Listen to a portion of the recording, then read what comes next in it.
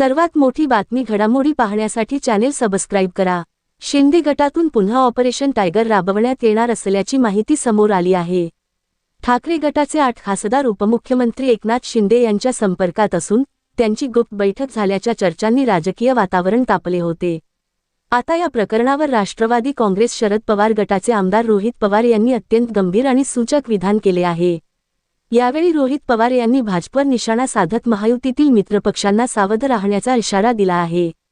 भाजपचे सत्तेतले मित्रपक्ष विरोधी पक्षाचे आमदार खासदार फोडणार असल्याच्या बातम्या बघितल्या, परंतु वस्तुस्थिती मात्र वेगळीच आहे। पुढच्या महिन्याच्या शेवटपर्यंत सत्तेतल्या मोठ्या पक्षाकडून सत्तेतल्या त्यांच्या मित्रांचीच शिकार केली जाणार असल्याची पक्की माहिती आहे, असे रोहित पवार म्हणाले। महाराष्ट्राला काळीमा फासणारे भोंदू खरात प्रकरण असंच बाहेर आलेलं नाही तर ठरवून आणलं गेलं असून ही फक्त सुरुवात आहे।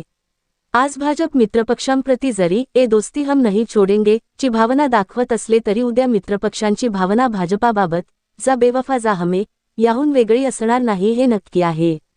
त्यामुळे आपलीच भाजपकडून शिकार होऊ नये यासाठी मित्रपक्षांनी अधिक काळजी घेणंच उचित राहील, असाही सल्ला रोहित पवार यांनी दिला आहे। रोहित पवार यांनी नुकतच त्यांच्या अधिकृत ट्विटरवर एक ट्विट केले आहे।